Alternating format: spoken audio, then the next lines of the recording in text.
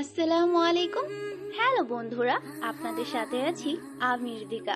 আমাদের হাসনা স্টোরি চ্যানেলের সকল প্রকার গল্প শুনতে আমাদের চ্যানেলটি সাবস্ক্রাইব করে আমাদের পাশেই থাকুন। আর গল্পগুলো ভালো লাগলে লাইক কমেন্ট শেয়ার করতে কিন্তু ভুলবেন না। ধন্যবাদ। সাফা বিস্তুর মাঠে খালি পায়ে হাঁটছে।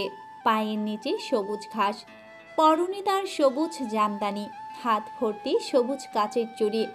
ঝুমঝুম শব্দ হচ্ছে সেই চুড়ি থেকে, যে শব্দগুলো খোলা মাঠে বাতাসের সাথে ঘুরে বেড়াচ্ছে। হুহু বাতাস বইছে, চারপাশে গাছপালাগুলো দুলছে, হালকা বৃষ্টি পড়ছে। সাফার লম্বা চুলগুলো খোলা, বাতাসে দুলছে বাম ডান। বিশাল আঁচলটা মাঠে গড়াগড়ি খাচ্ছে, চোখ ভরা কাজল, ঠোঁটে ছুঁয়ে আছে হাসি। গালের একপাশে সেই সুন্দর টোলটাও মুখে পড়ে আছে। ঘন পাপড়িতে পানির ফোঁটা জমা হচ্ছে শিশির কণার মতো। সাফা চোখ ঝাপটানিতে শিশির কণা গাল ছুঁয়ে পড়ছে। হঠাৎ নিভ্রর সামনে এসে দাঁড়ায়, হাতগুলো পেছনে। মনে হচ্ছে কিছু একটা আছে। সন্ধ্যাবেলা, নিভ্রের মুখ তবুও উজ্জ্বল দেখা যাচ্ছে, ঠোঁটজোড়া প্রসারিত করে হাসছে। সাফা চকিতে প্রশ্ন করে, এখানে কেন আপনি? আর হাতে কি? নিভ্র আবার হাসলো। সাফা চোখ মুখ কুচকে তাকালো। নিভ্র সাফাকে অবাক করে তার টোলটাতে একটু চুমু খেলো। সাফা ব্যাকুল হয়ে দাঁড়িয়ে যায়। নিভ্র আবার হেসে হাত পেছন থেকে এনে একটা কাচের বক্স বের করে, আর বক্সটাতে জোনাকি ভরা। সাফা অবাক হয়ে তাকিয়ে থাকে। নিভ্র বক্সটার নিচে রেখে সাফার হাত টেনে তাকে বসিয়ে দেয় সামনে, আর ওর এক হাত নিয়ে বক্সটা খুলে দেয়। সাথে সাথে জোনাকিগুলো উড়ে এসে সাফার হাতে গায়ে বসছে। তাদের আলোকে চারদিক আলোকিত হয়ে গেছে। নিভ্র সাফার দিকে এসে হঠাৎ তাকে জড়িয়ে নেয়। নিভ্র হকচকিয়ে বালিশ থেকে মাথা তুলে বিছানায় বসে পড়ে। তার সারা শরীর ঘামে একাকার। বুকে হাত দিয়ে সে জোরে জোরে নিঃশ্বাস নেয়। দুহাতে চুলগুলো পেছনে নিয়ে টেনে ধরে রাখে। ডান হাত দিয়ে চোখ মুখ মুছতে শুরু করে। সে ভাবতে পারছে না সে কিভাবে এমন অদ্ভুত একটা স্বপ্ন দেখেছে। স্বপ্নটা যেন তাকে নাড়িয়ে রেখে দিয়েছে। বুকে হাত দিয়ে বসে আছে নিভ্র। বুকটা তার ধুক ধুক করে কাঁপছে, ধাক ধাক শব্দ করছে। নিভ্র কিছুতেই নিজেকে শান্ত করতে পারছে না। আপনার কফি। কারো মিষ্টি কণ্ঠে নিভ্র চকিতে তার দিকে তাকায়, অবাক হয়ে বলে, তুমি আমার রুমে কিভাবে এলে? এমন একটা ভাব করছেন যেন আমি হাঁটতেই পারি না। পা যখন আছে তাহলে আমি হেঁটে আসতে পারি, বুঝলেন? সাফা, কথা ঘুরাবে না। একবার স্বপ্নে, আবার এখন আমার রুমে এসে ডিস্টার্ব করছো। মানে কি এসবের? কেন বুঝেন না? মনে কি? আর আপনি স্বপ্নেও আমাকে দেখেন নাকি? তাহলে তো আপনি আমার প্রেমে পড়ে গেছেন। নিভ্র চোখ লাল করে তাকালো, রাগে চিৎকার করে বলল, এই পাগল মেয়ে, যাও এখান থেকে। আমি নিব্রনীল কারো প্রেমে পড়তে পারি না, বুঝলে? আর মেয়ে জাতির তো ভুলেও না। তাই নাকি? তাহলে আপনি কি ছেলে জাতির সাথে প্রেম করবেন বলে ঠিক করেছেন নাকি? মানে ছি। বলেই হু হা করে হেসে ওঠে। নিভ্র যেন নিজেকে কন্ট্রোল করতে পারছে না। সে রেগে যাচ্ছে।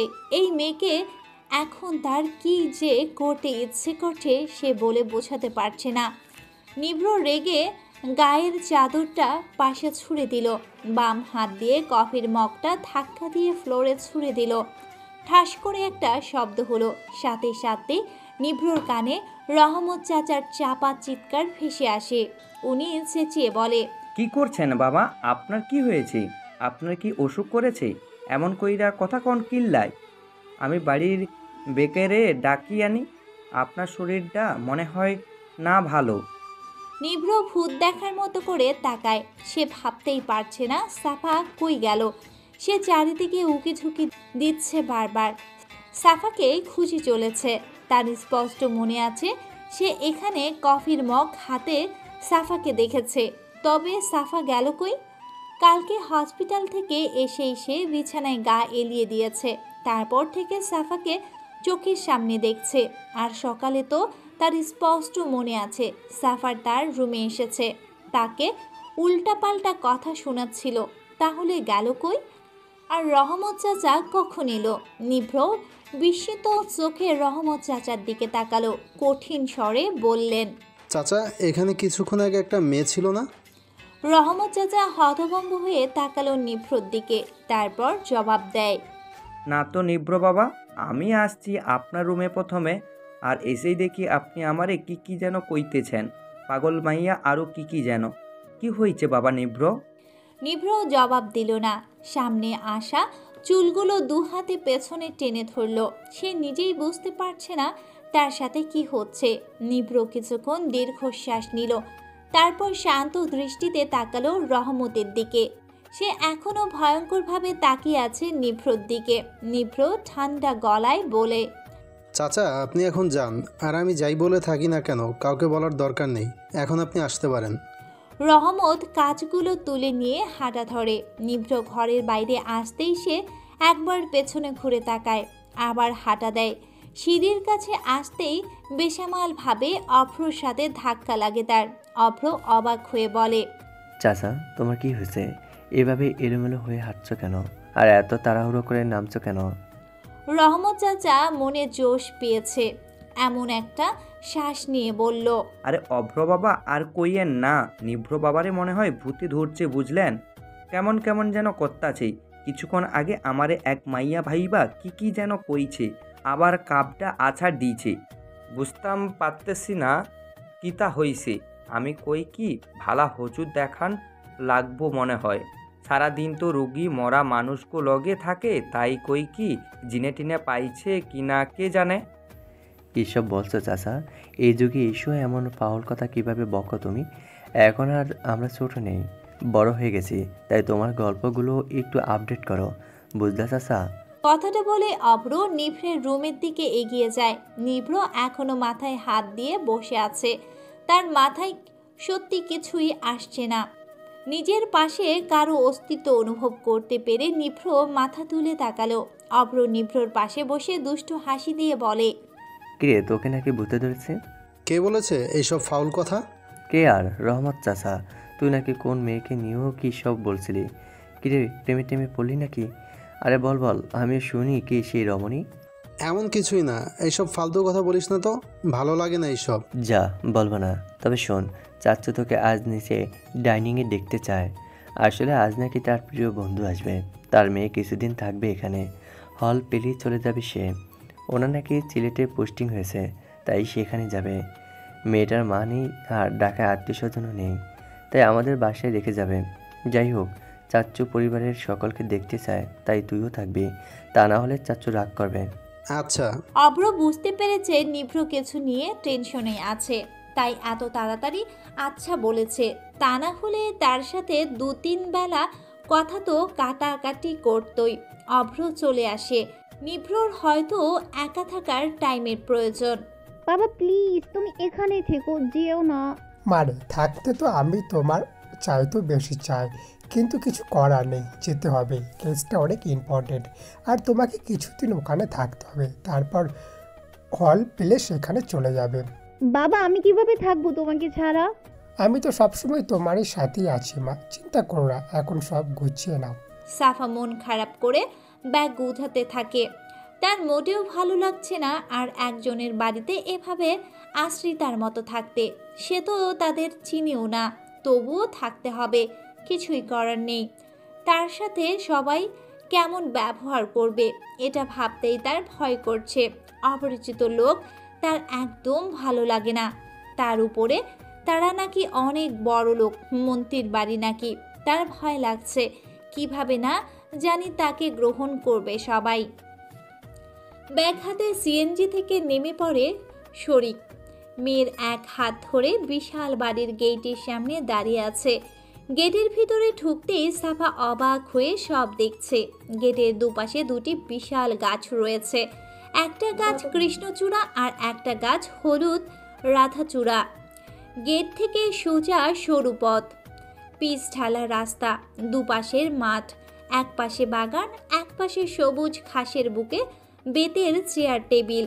সাফা তার বাবার হাত ধরে দাঁড়িয়ে ভাবছে, বাড়িটা এত বড়, তাহলে বাড়ির মানুষগুলোর মনটাও কি এত বড় হবে? হলে হবে, না হলে নাই। তার কি কিছুদিন পরেই তো সে হল পেলেই চলে যাবে, একটু কষ্ট করে থাকতে হবে আর কি।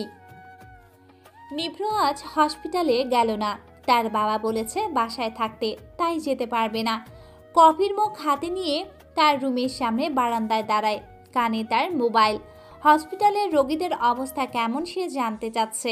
হঠাৎ গেটের দিকে চোখ যেতেই সে বিরক্ত হয়। সকাল থেকে সাফা তার স্বপ্নে এসে রুমে এসে নানাভাবে বিরক্ত করছে, বুঝতেই পারছে না কি করবে। নিভ্র এবার রেগে গেল। এটা আবার তার মনের ভুল ভেবে সে রেলিং থেকে সরে এলো। মেয়েটাকে দেখলেই মনের ভেতর 460 মেগাওয়াট বিদ্যুৎ দৌড়ে বেড়ায়।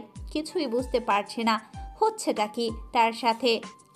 সাফা আর তার বাবা ঘরে ঢুকতেই অবাক হয়। বাড়ির প্রতিটা লোকই প্রায় উপস্থিত। শাকওয়াত এগিয়ে এসে শারিককে জাপটে ধরে। সাফা অবাক হয়ে দেখছে। ইফতেখার এগিয়ে এসে বলে, ভাই কেমন আছেন? ভালো ভাবি, ও আমার মেয়ে সাফা। সাফা এগিয়ে এসে সালাম দেয়। ইফতেখার তাকে জড়িয়ে নেয়। সাফা যেন হতভম্ব, এতটা আপন করে নিবে এটা সে ভাবতেও পারেনি।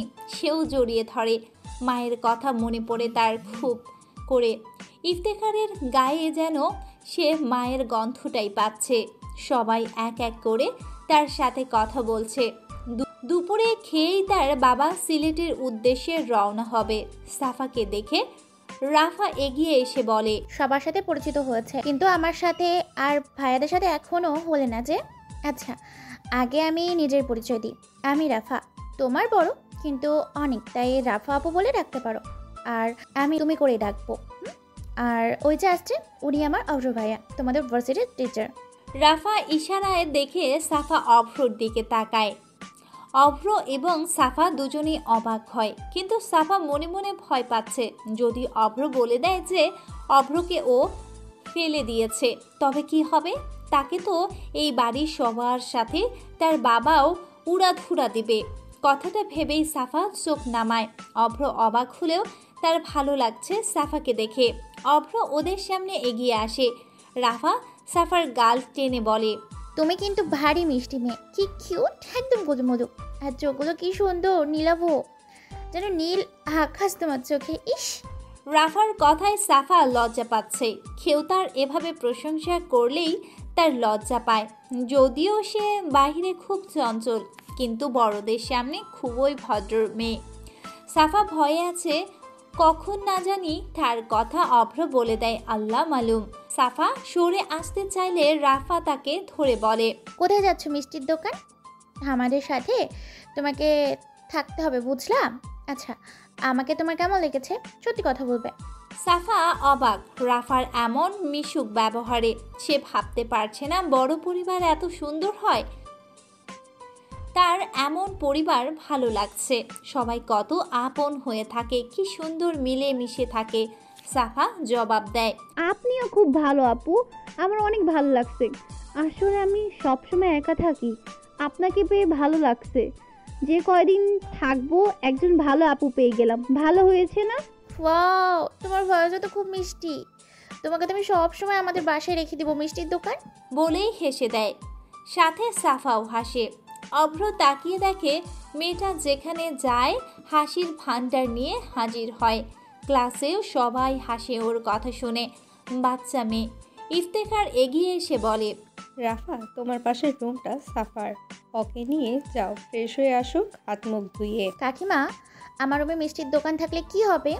ইফতেখার অবাক হয়ে বলে, মিষ্টির দোকানটা কে? এই বাচ্চা মেয়েটাই মিষ্টির দোকান। ইফতেখার মুচকি হাসে। সাফা অবাক হয়ে দেখে এই হাসি সে কথায় যেন দেখেছে, কার সাথে যেন খুব মিল আছে।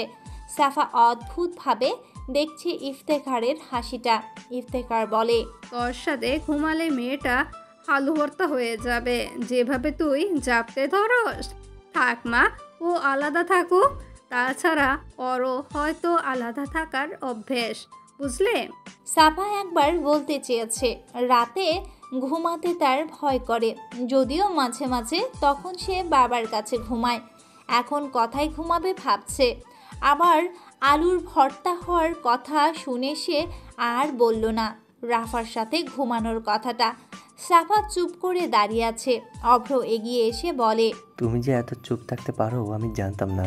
সাফা কথা না বাড়িয়ে বলে, দেখেন আমি আপনাকে ফেলে দিয়েছি, এটা কিন্তু আপনি কাউকে বলবেন না। আমি কিন্তু অনেকবার সরি বলেছি, তাই আপনি যদি বলেন না তবে কিন্তু আমি। অভ্র হতবাক। এখনো মনে আছে এই মেয়ের। সে সাফাকে একটু ভয় লাগাতে চায়, তাই বলে দিলে কি করবে শুনি? আবার ফেলে দিব। কথাটা বলে সাফা মুখ ভেঙচি দিয়ে একপাশে হয়ে যায়। অভ্র হাসে। সিঁড়ি খটখট শব্দে সবাই তাকায় সিঁড়ির দিকে। সাফার মনোযোগ তার ব্যাগের দিকে। নিভ্র মোবাইলে কথা বলতে বলতে আসছে। শাখাওয়াত সিঁড়ির দিকে তাকিয়ে হেসে বলে, আমার ছেলে নিভ্র নীল। সাফা ব্যাগ থেকে চোখ সরিয়ে সামনে তাকায়। নিভ্র মোবাইল কানে নিয়েই তাকায়। সাফা যেন ভূত দেখছে এমন ভাবে তাকায়। নিভ্রকে সে মোটেও আশা করেনি। অভ্রকে তো শুধু ফেলেছে, আর নিভ্রের সাথে আরও কি কি যে করেছে তার তো কোনো ইয়াত্তা নেই। তার উপর রাতেই চোর বলেছে। এখন কি হবে? সাফা একবার ঘরের দূরের দরজায় দেখছে, একবার নিভ্রের দিকে তাকাচ্ছে। সে যে কোনো সময় এক দৌড় দিয়ে পালাবে এখান থেকে। তা না হলে এই দুই ছেলে মুখ খুললেই তার উপর কি পরিমাণ যে ধুমধারাক্কা পড়বে সে ভাবতেও পারছে না। সাফা এক পা করে পিছিয়ে যাচ্ছে। ভয়ে তার হাত পা কাঁপছে। নিভ্র সাফাকে দেখে এবার চরম হতবাক। তার মনে হচ্ছে তার সাথে অদ্ভুত কিছু একটা হচ্ছে, কিন্তু এই অদ্ভুত কিছুটা কি? নিভ্র মোবাইল পকেটে ঢুকিয়ে নেয়। সাফার দিকে তাকিয়ে থাকা অবস্থায় সেই সিঁড়ি বেয়ে নামছে। তার এখনো বিশ্বাস হচ্ছে না এটা সাফা। সাফা প্রায় দরজার কাছে চলে এসেছে। আর কিছু পা গেলেই মেইন দরজা। এখন সে ভাবছে হেঁটে হেঁটে পালাবে নাকি দৌড়ে পালাবে। নিভ্র সিঁড়ি দিয়ে নামতেই তার বাবা দাঁড়িয়ে বলে, নিভ্র, তোমার আঙ্কেল উনি। নিভ্র তাকালো। তাকিয়ে বুঝতে পারছে না এখন সে সাফার বাবাকে দেখছে। আজিব, কি হচ্ছে তার সাথে? সাফার বাবা এগিয়ে এলো। নিভ্র সালাম দিল। নিভ্র সবাইকে দেখছে। শাখাওয়াতের একটু পাশ ঘেঁষে নিভ্র বলে, আব্বু, আমি এখানে একজন লোককে দেখতে পাচ্ছি যাকে মাত্র সালাম দিলাম। তুমিও কি ওনাকে দেখতে পাচ্ছ? ছেলের এমন কথায় শাখাওয়াত হতভম্ব হয়ে তাকায় তার দিকে। অদ্ভুত ভঙ্গিতে পা থেকে মাথা পর্যন্ত দেখে। নিভ্র কালো ট্রাউজারের উপর সাদা টি শার্ট পরেছে। তার মনে হচ্ছে তার ছেলের তো সুস্থ আছে, এমনকি সে উল্টা জামা কাপড়ও পরেনি। এমন গাঁজাখড়ি টাইপের কথাবার্তা বলার মানে কি? শাখাওয়াত নিভ্রের আরেকটু পাশ ঘেঁষে ফিসফিসিয়ে বলে, কি সব বলছো নিভ্র? অবশ্যই আমি দেখছি এবং সবাই দেখেছে। ও আমার বন্ধু শারিক। তুমি আগে কখনো দেখোনি, এর মানে এই না যে তুমি বাচ্চাদের মতো। এখানে আমি যা দেখি তুমি তা দেখো। এমন একটা খেলা খেলবে? তুমি তো অসুস্থ। না আব্বু, তেমন কিছু না। নিভ্র সাফার দিকে তাকালো। সে বুঝতে পারছে তার বাবা এই বন্ধুর সাফার বাবা। নিভ্র চোখ ছোট ছোট করে সাফার দিকে তাকালো। সাফার তো ভয়ে বুকের ভেতর ড্রাম পিটাচ্ছে মনে হচ্ছে। চেহারাটা কাদো কাদো হয়ে আছে। নিভ্র এবার অবাক হলো। সাফা এভাবে তাকিয়ে আছে কেন? নিভ্র তার বাবার দিকে ফিরে কিছু বলতে যাবে, তার আগে সাফা দৌড়ে এসে বলে, আরে নিভ্র নীল না? আপনি জানেন আমি আপনার কত বড় ফ্যান। ও জানবেন কিভাবে? আমার সাথে তো আপনার তেমন দেখাই হয়নি, তাই আমি বলছি। হাই, আমি সাফা, বাবার মেয়ে। কথাগুলো দ্রুত গতিতে বলে ফেলে সাফা। নিভ্র হতবিহ্বল নয়নে তাকায়। মনে মনে ভাবে, কি বলে এই মেয়ে? কালকেও তো দেখা হয়েছে। বলে কিনা আমার ফ্যান। এই মেয়ে আর যাই হোক আমার ফ্যান লিস্টে নাই। কি হয়েছে ওর? অসুস্থ নাকি? বাবার মেয়ে? এটা আবার কেমন কথা? নিভ্র ভ্রুকুচকে তাকায় সাফার দিকে। ভয়ে সাফা কি সব বলছে সে নিজেও জানে না। রাফা এগিয়ে আসে, এসে বলে, মিষ্টির দোকান, তুমিও ভাইয়ার ফ্যান? আর সব মেয়ে বাবার মেয়ে হয় বুঝলে। তো অনেক অনেক বড় ফ্যান, একদম ডুবা ডুবা টাইপের ফ্যান। আর বাবার মেয়ে কথাটা এক্সাইটেড হয়ে বলে দিয়েছি। মেয়েরা তো ভাইয়ার ফ্যান হবে, এটা স্বাভাবিক। তুমিও সবার মতো, ভালো কথা। চাইলে সেলফি নিতে পারো যদি ভাইয়া তুলতে দেয় আর কি। আরে না, লাগবে না। সাফা আনমনে কথাটা বলে। সবাই তার দিকে একবার চুকিতে তাকায়। সাফা জিভ কামড়ে বলে, আসলে পরে তুলবো, উনি তো ভয়ঙ্কর রাগী, যদি থাপ্পড় লাগিয়ে দেয়। তাই আর কি বলছিলাম। সবাই সাফার এমন কথা শুনে হেসে দেয়। অভ্র তাকিয়ে আছে নিভ্রের দিকে। নিভ্র চোখের পাতা ফেলছে না, এক দৃষ্টিতে তাকিয়ে আছে সাফার দিকে। অভ্র অবাক চোখে দেখছে। সে আগে কখনো নিভ্রকে মেয়েদের দিকে তাকিয়ে থাকতে দেখেনি। অভ্র সন্দেহ হচ্ছে, কিন্তু সেই সন্দেহকে তেমন পাত্তা না দিয়ে সোফায় বসে, সাথে নিভ্রকেও টেনে বসিয়ে দেয়। সাফা দাঁত কটমট কটমট করছে। সাফার বাবা সাফাকে পাশে বসতে বলে, কিন্তু সাফা বসলো না। কথায় কথায় যদি এই দুই ভাই সব বলে দেয় তখন তার কি হবে? সাফা রাফাকে বলে, আপু আমাকে রুমটা দেখিয়ে দিবেন না? কেন নয়, চলো। সাফা রাফার সাথে হেঁটে হেঁটে সামনে এগিয়ে যায়। নিভ্র ঘুরে তাকায়, সাফাও তাকায়। চোখে চোখ পড়ে। সাফা চোখ সরিয়ে সামনে রাখে। রাফা প্রশ্ন করে, তা তুমি এবার কিসে পড়ো? যদিও আমি জানি কোন ভার্সিটিতে পড়ো, কিন্তু কিসে পড়ো তা জানি না। তাহলে বুঝলেন কিভাবে আমি আপনার ছোট? আরে তোমাকে দেখেই বোঝা যায় তুমি পিচ্ছি একটা মিষ্টির দোকান। সাফা মনে মনে একটু অবাক হয়, তবে গাল টানলে তার ভালো লাগে, তাই মিষ্টি একটা হাসি দিয়ে বলে, ফার্স্ট ইয়ারে। আর আপনি? তুমি তো আমার ভাবনার চাইতেও ছোট। আমি এবার মাস্টার্স করছি। এই তো রুমে চলে এসেছো, এটা তোমার রুম। রহমত চাচা ব্যাগটা রেখে দেন, ফ্রেশ হয়ে নিচে আসো। আচ্ছা। সাফা বিছানায় চিত হয়ে শুয়ে পড়ে। বুকে হাত দিয়ে কিছুক্ষণ জোরে জোরে শ্বাস নেয়, তারপর বিড়বিড় করে বলে, এই বাড়িতে থাকায় ঝুঁকিপূর্ণ, বুঝলি সাফা? পালাতে হবে, কিন্তু পালিয়ে যাব কই? হল ঠিক না হওয়া পর্যন্ত এখানেই থাকতে হবে। তবে যদি দুই ভাই মুখ খুলে তখন আমার কি হবে? তখন কি হবে তা না হয় পরে দেখা যাবে, আগে নিচে চলো, তখন না হয় আমি পালাতে সাহায্য করব। নিভ্রর কণ্ঠ শুনে সাফা হুমড়ি খেয়ে উঠে বসে। ওড়নাটা গলা থেকে সামনে টেনে দেয়। দুই তিনটা ঢোক গিলে চোখ বড় বড় করে তাকায়। ভয়ে গলা থেকে কথাই বের হচ্ছে না, নিঃশ্বাস দ্রুত চলছে। নিভ্র দুপা এগিয়ে সাফার সামনে দাঁড়িয়ে বলে, তা আমি কি এখনই সবাইকে বলে দেব যে তুমি আমার মাথা ফাটিয়েছ, নাকি পরে বলবো বলে উঠিয়ে রাখবো? বলো। দেখেন, আপনিও কিন্তু আমাকে মেরেছেন। আমি কি এমনি এমনি মেরেছি নাকি? আর মারলেও সরি, বাবা এগুলো কিচ্ছু জানে না, জানলে অনেক বকবে। গাল ফুলিয়ে কাদো কাদো হয়ে মাথা নিচু করে বলে সাফা, ওকে, মাফ করে দিলাম, বাসার কাউকেই বলবো না, এত টেনশন করতে হবে না। তুমি নিজের বাসা মনে করেই থাকতে পারো, এ বাসার সবাই ভালো, তোমার ভালো লাগবে। এখন রিল্যাক্স হয়ে নিচে চলো, সবাই অপেক্ষা করছে। সাফা খুশিতে লাফিয়ে ওঠে।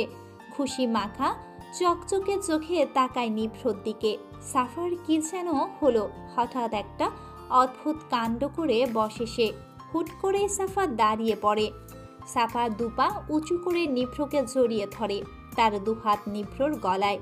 নিভ্র মনে হচ্ছে তার সারা শরীরে বিদ্যুৎ দৌড়ে বেড়াচ্ছে, রন্ধ্রে রন্ধ্রে শিহরণ খেলছে। দম যেন খিচে গেছে, শ্বাস রুদ্ধ হয়ে গেছে।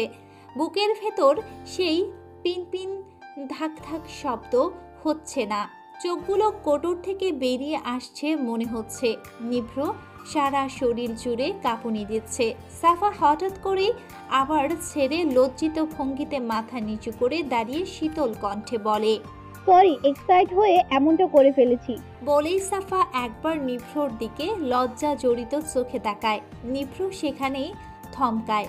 সাফা এক পাশ হয়ে বেরিয়ে আসে, নিজের ঠোঁটে দাঁত চেপে উপরে ঠোঁটের সাথে দু ঠোঁট লাগিয়ে হাসে। এই হাসিতে অন্যরকম স্নিগ্ধতা আছে। সাফা নিজের হাত কচলাতে শুরু করে। তার বুক ধাক ধাক করে অদ্ভুত শব্দ করছে। সেই শব্দে তার সম্পূর্ণ শরীর কাঁপছে। তার মনে এক কিশোরী খেলা করছে। মনে হচ্ছে মনের মাঝে নতুন আবেগ বাজছে। এই আবেগ তাকে জ্বালিয়ে পুড়িয়ে ছাই করে দিবে, তবুও এই আগুনের শিখায় সে জ্বলবে। নিভ্রর প্রতি তার এই আবেগ হঠাৎ করে জন্মে গেছে। কতদিন এই নিভ্রর সাথে দেখা হয়েছে, কিন্তু এই অদ্ভুত ভয়ঙ্কর অনুভূতি আগে কখনো হয়নি। সে কি নাম দিবে এই অনুভূতির ভেবে পাচ্ছে না। সাফা মনে মনে ভাবে, গত মাসেই তো 18-র কোটা শেষ করে সে 19-এ পা দিয়েছে। তবে তার মনে কোনো নতুন করে 18র জন্ম হচ্ছে? কেন সে 18র জোড়ায় ভাসছে? সে মনে মনে আওড়াতে লাগে। তার মোটেও এক্সাইটমেন্ট নিভ্রকে জড়িয়ে ধরা উচিত হয়নি, কিন্তু সে যখনই খুব খুশি হয়, চিন্তামুক্ত হয়, তখনই খুশির ঠেলায় সামনের ব্যক্তিকে এইভাবে জড়িয়ে ধরে। তার এই জীবনে সে প্রথম কোনো পুরুষকে এভাবে জড়িয়ে নিয়েছে। তার 18র প্রথম পুরুষ নিভ্র। সে কিনা আজ হুট করেই তার দুষ্টু মিষ্টি জীবনে নতুন করে এক ভয়ঙ্কর আবেগে জাগিয়ে দিয়েছে। হঠাৎ কারোর সাথে ধাক্কা লাগায় সাফা সামনে তাকায়। রাফা দাঁড়িয়ে আছে, তার পাশেই অভ্র। অভ্র অবাক হয়ে সাফার লজ্জায় লাল হয়ে যাওয়া গাল দেখছে। এই প্রথম সে এমন লজ্জা রাঙা হতে দেখেছে এই মেয়েকে, তাই তার মনে এক ফুলকি আবেগ দোলা খাচ্ছে। অনুভূতিরা যেন জাপটে নিচ্ছে তাকে। রাফা সাফাকে বলে, তোমাকেই ডাকতে যাচ্ছিলাম, চলো, শ্রাবণী অপেক্ষা করছে। চলেন। সাফা আর রাফা হেঁটে যাচ্ছে। অভ্র তাকিয়ে দেখছে, মনে মনে একবার পেছনে ফিরে দেখার অনুরোধ করছে, কিন্তু সাফা তার মনের কথা শুনল না। সে তো তার নতুন করে জন্ম নেয়া সুপ্ত অনুভূতিতে নিয়েই ব্যস্ত। সাফা সিঁড়ির কাছে গিয়ে একবার তার নিজের রুমের দিকে তাকালো। অভ্র সেদিকে খেয়াল না করেই ভেবে নিয়েছে তার দিকে তাকিয়েছে। ঠোঁটজোড়া প্রসারিত হয়ে তার মুখে হাসি ফুটে ওঠে। সাফা নিজের রুমের দিকে তাকিয়ে নিরাশ হয়। সে ভেবেছে নিভ্র হয়তো বের হবে, কিন্তু তা হলো না। চোখ সরাতেই অভ্র দিকে তাকিয়ে একটা শুকনো হাসি হাসে। অভ্রের ভাবখানা এমন যে এতেই হবে তার। অভ্র প্রশান্তি নিয়ে একটা দীর্ঘশ্বাস নিল। সাফা মোড় ঘুরিয়ে হাঁটা দেয়। নিভ্র এখনো দাঁড়িয়ে আছে আগের জায়গায়। নিভ্রের ব্যস্ত জীবনটা যেন এখানেই আটকা পড়ে গেছে। বুকটাও যেন ধুকধুক করতে ভুলে গেছে। এই কেমন অনুভূতিতে নিভ্র সিক্ত হচ্ছে, এটা তার নিজেরই অজানা। নিভ্রর গা থেকে যেন সেই রুমালটার ঘ্রাণ আসছে। নিভ্রের মনে হচ্ছে না চাইতেও তার জীবন বদলে যাচ্ছে। স্বপ্নের মতোই কিছু জোনাকি ঝাঁক বেঁধে তার মনকে আলোকিত করতে চাচ্ছে, কিন্তু তার অবুঝ মন তা কিছুতেই মানতে চায় না, কিছুতেই না। সবাই ডাইনিং টেবিলে বসে আছে। টেবিলের উপর বাহারি সব খাবার। সাফা বরাবর কম খায়। খাওয়া দাওয়াতে তার তেমন একটা আগ্রহ নেই, কিন্তু আজকের খাবারগুলো অন্যরকম লাগছে। সব সময় বুয়ার হাতের রান্না খেতে খেতে বিরক্ত সে, কিন্তু আজ ভালো লাগছে। সাফা খাবার খাবে, কিন্তু তার বিশাল বায়নার কথা শুনে ডাইনিং টেবিলে সবাই তার দিকে তাকিয়ে আছে। তাদের চোখে মুখে বিস্ময় ঘুরে বেড়াচ্ছে। সাফা বাচ্চাদের মতো মুখ করে গাল ফুলিয়ে তার বাবাকে বলে, বাবা তুমি তো আজ চলে যাবে তাই না? শারিক মাথা ঝাঁকিয়ে উত্তর দেয়, যাবি তো। তাহলে আমাকে তোমার হাতে খাইয়ে দিতে হবে, তা না হলে কিন্তু আমি তোমাকে যেতে দিব না। আচ্ছা দেব, এমনিতে তো রাতে তুমি আমার হাতে খাও, আজ না হয় দিনই খাইয়ে দিই। সবাই নিজেদের খাবার খাওয়া ছেড়ে দিয়ে সাফার খাওয়া দেখছে। সবাইকে দেখে মনে হচ্ছে এখানে হিট সিনেমা চলছে, তবে সেদিকে সাফার বা তার বাবার বিন্দুমাত্র মনোযোগ নেই। তারা তাদের কাজ করছে। সাফা আর চোখে একবার নিভ্রকে দেখে, সাথে সাথে দুজনের চোখ এক হয়। সাফা চোখ নামিয়ে নেয়। সে মনে মনে অনুতপ্ত, তার লজ্জা লাগছে। মনে মনে ঠিক করে নিভ্রের সামনেই পড়বে না, আর নিভ্র থেকে দূরে দূরে থাকবে। সাফা অনেকক্ষণ থেকে ইফতেখারকে খুঁজছে। এবার মুখ খুলে বলল, আন্টিকে দেখছি না যে। সোহানা এগিয়ে এসে বলে, তুমি কি আমাকে খুঁজছো মা? না আন্টি, ওই সুন্দরী আন্টি আছে না, ওনাকে। সাফার কথায় সবাই চুপ করে যায়। সবার মুখে কালো মেঘের আনাগোনা চলছে। নিভ্র চোয়াল শক্ত করে সাফার দিক থেকে চোখ সরিয়ে নেয়। সবাই একবার নিভ্রর দিকে তাকায়, আবার খাবারের দিকে। মোহনা নীরবতা ভেঙে বলে, উনি পরে আসবে মা, তুমি খাও। সাফা সবার গম্ভীর মুখ দেখে সন্দেহ নিয়ে নিভ্রর দিকে তাকায়। সে নিভ্রকে আর ইফতেখারের একসাথে একবারও দেখেনি। তবে কেন, এটা তার মাথায় ঢুকছে না। নিভ্রর মাকে, এটা সে এখনো জানে না। সাফা তার বাবাকে জড়িয়ে দাঁড়িয়ে আছে। মাহবুবুর আর তার পরিবারের মনে হচ্ছে সাফাকে তার বাবা বিদায় দিচ্ছে, তাও শ্বশুর বাড়ি পাঠাচ্ছে।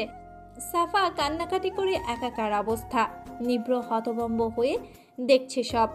সে এই প্রথম সাফাকে কাঁদতে দেখছে।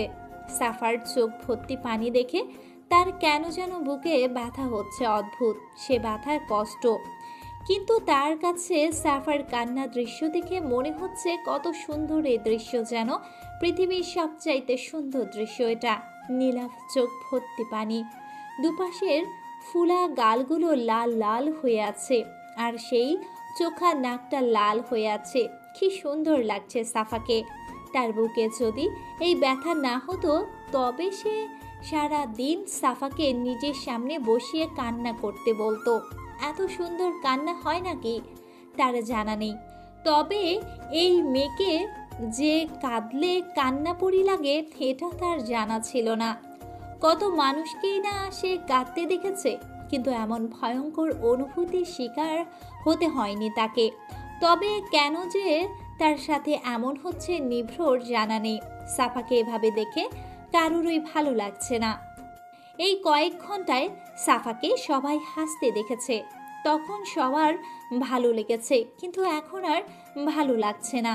শারিক মেয়ের মাথায় হাত বুলিয়ে কপালে একটা চুমু আঁকে, তারপর ব্যাগ হাতে বেরিয়ে যায়। দরজার বাইরে গিয়ে কয়েক ফোঁটা চোখের পানি ফেলে। এই প্রথম মেয়েকে ছাড়া তাকে থাকতে হবে ভাবতেই কষ্টে তার বুক ছিঁড়ে যাচ্ছে। মেয়েরা তো বাবার কলিজা হয়, এদেরকে কখনো একজন বাবা বোঝা মনে করতে পারে না, কারণ মেয়ের বিদায়ের সময়টাই বাবার আসল ভালোবাসার প্রকাশ ঘটে। তারা যেন মেয়েকে না, নিজের কলিজা ছিঁড়ে দিয়ে দেয়।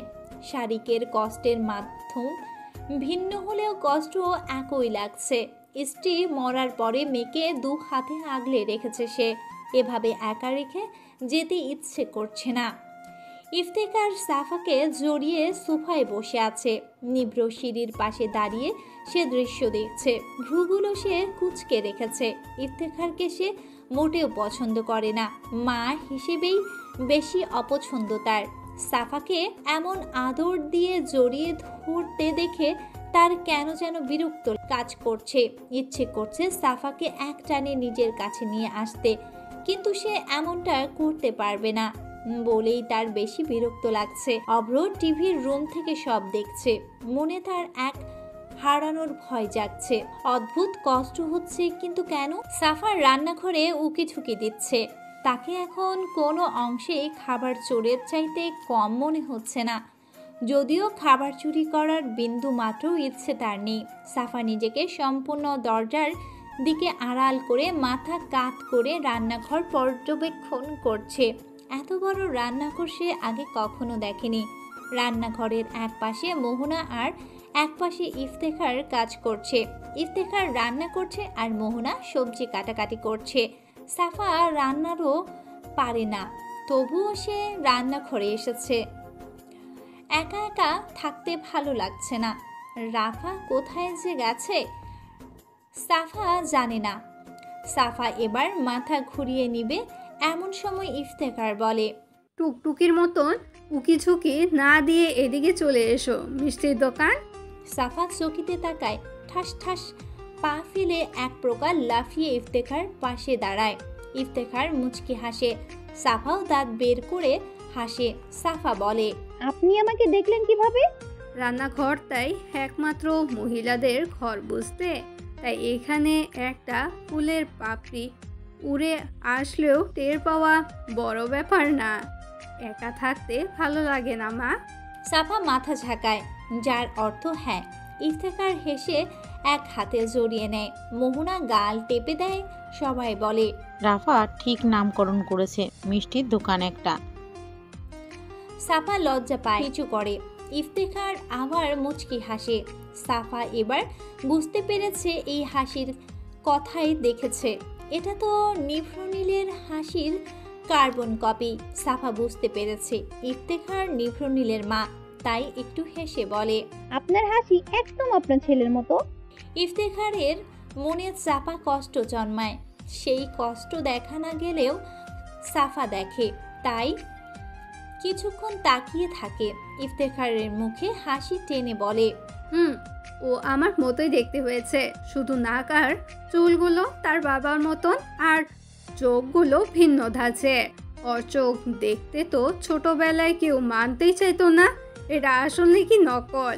ওর দাদি তখন বলতো এটা আসলি, কিন্তু তবুও কেউ কেউ দ্বিমত পোষণ করত। তখন নিভ্র চোখে হাত দিয়ে কান্না করত আর আধো আধো গলায় বলতো এটা আতল আতল আতল বলেই দৌড় লাগাতো। আর কেউ গাল টানলেই রেগে মনে হয় চোখ মুখ লাল হয়ে যেত। গালে 2 হাত দিয়ে সেই বড়দের, বিশেষ করে মেয়েদের সামনে ঘুরতো। বাচ্চা থেকে সে রাগী আর জিদ্দি। তবে তোমার চোখটাও খুব সুন্দর, একদম নীলাভ আকাশ। কথাগুলো বলেই ইফতেখার হাসে। সাফা এক দৃষ্টিতে তাকিয়ে সে হাসি দেখে। অসাধারণ সে হাসি, বয়স তো কম হবে না, তবুও কত সুন্দর লাগছে মহিলাটাকে। সাফা অবাক তার এই রূপ দেখে। কিছুক্ষণ পরে সাফার মনে পড়ে সেও তো গাল টেনেছিল। ইস, কি কাজ এগুলো না সে করেছে। সব কাজের জন্য একবার সরি বলার লাগবে। সাফা মোহনার পাশ ঘেঁষে আদুরে কণ্ঠে বলে, আমি কাটি আন্টি? আরে না, ছুরি দিয়ে কাটতে গেলে যদি তোমার হাত কেটে যায়।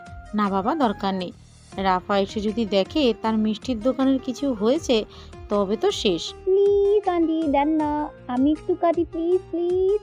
সাফার এমন কথা শুনে মোহনা আর না করতে পারল না, বলে, আচ্ছা, কিন্তু সাবধানে। ঠিক আছে।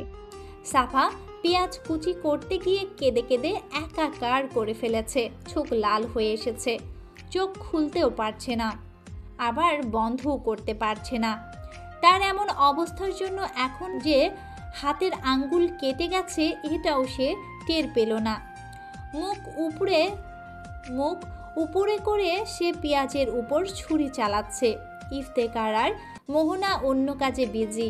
সাফার মনে হচ্ছে তার হাতে খুব জ্বালা করছে, কিন্তু সে নিচের দিকে তাকাতেই পারছে না। ইফতেখার ঘুরে তাকায়, আল্লাহ বলেই মৃদু চিৎকার করে। সাথে সাথে মোহনাও এগিয়ে এসে দেখে এই অবস্থা। ইফতেখার সাফার আঙ্গুল চেপে ধরে, তার চোখ হাত দিয়ে মুছে দেয়, তাকে সামনের রুমে নিয়ে আসে। সাফার তো এবার খুব জ্বালা করছে। জানার পরে মনে হয় জ্বালাটা দ্বিগুণ হয়ে গেছে। সাফাকে সোফায় বসানো হয়েছে। ইফতেখার উত্তেজিত হয়ে বলে, তুমি কেন খাটতে গেলে মা?